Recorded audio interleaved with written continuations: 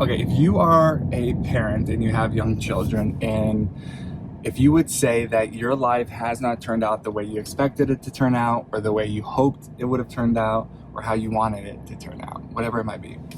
If that's you, then I would love just to have an honest conversation with you. And full transparency is not probably the easiest conversation to have, but I cannot stress enough how important it is, just from my own childhood experience. And this is something that, as a father of two young children, I've just been thinking a lot about a lot lately. And so,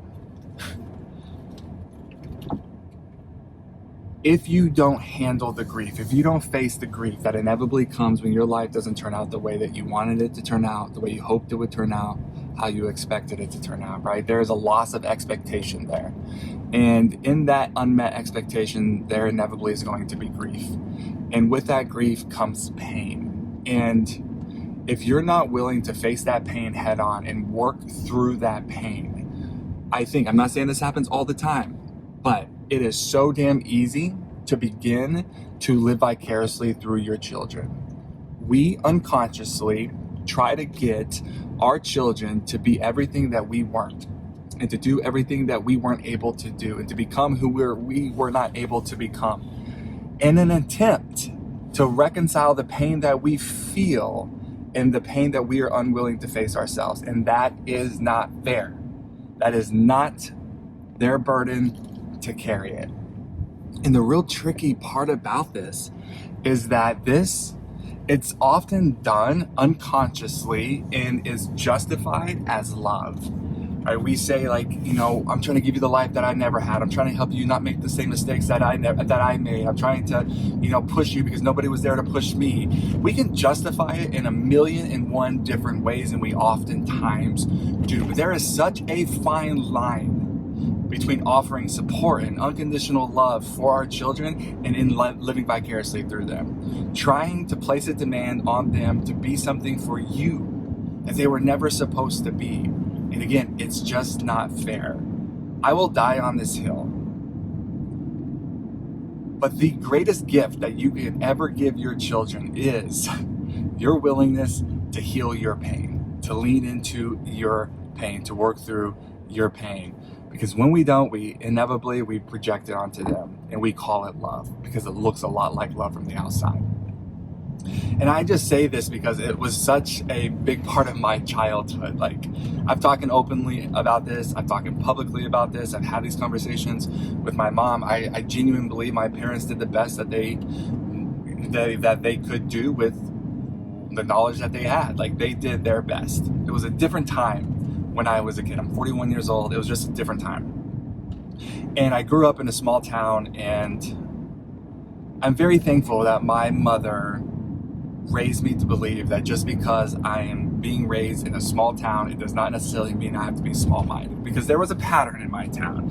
You were born in my small town, you went to school in my small town, you graduated high school from my small town, and there was a damn good chance you return back to our small town to do life. And my mom knew there was a really big world out there, and she just wanted to make sure that I was put in the best possible chance to succeed. And I'm thankful for that. I really am thankful for that, because it allowed me, I honestly think, like, that created such a drive in me to, do the work, the extra work, so much extra work to face the onslaught of bullying all throughout high school, and to continue to show up and to get a Division I college football scholarship at West Point, to graduate the academy, to get commissioned as an officer in the U.S. Army, and to really, in a lot of ways, make history when I became the second player of the history of West Point to ever get selected in the NFL draft and achieve my dream of playing in the NFL, which that's a whole other story. So, like, the way my mom raised me and the way she pushed me, I'm just saying that it was a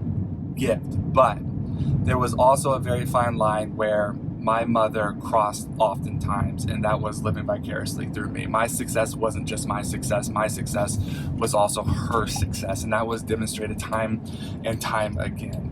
My success allowed my mom to feel better about her life, and that is the essence of codependency. And it took a lot of work to unburden myself from carrying that level of responsibility.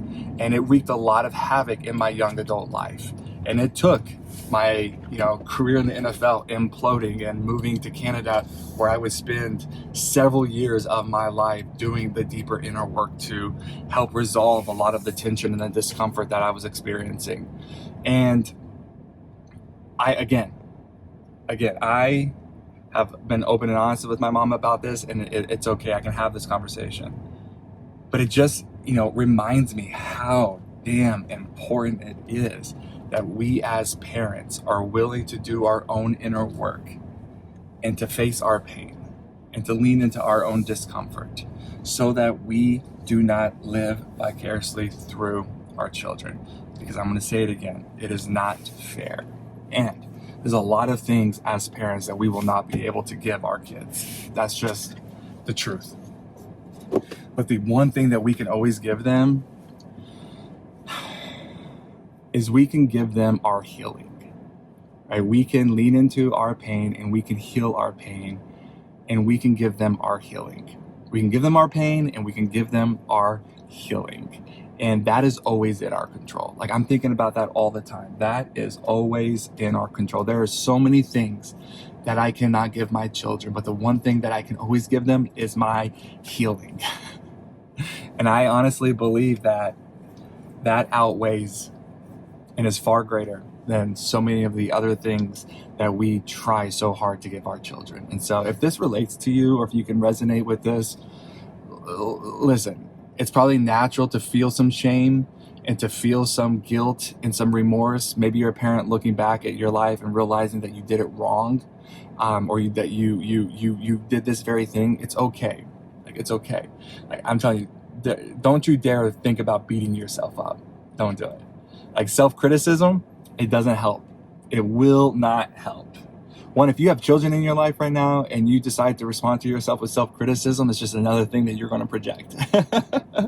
And don't forget, like, young kids pick up everything that we do, right? They pick up everything that they do. They model. My 18-month-old son is modeling me on the phone. He's walking around with my phone, putting up to his ear and say, Dada, Dada. Like, he models everything that I do. The last thing I want him to model is self-criticism that he sees me doing. Like, no.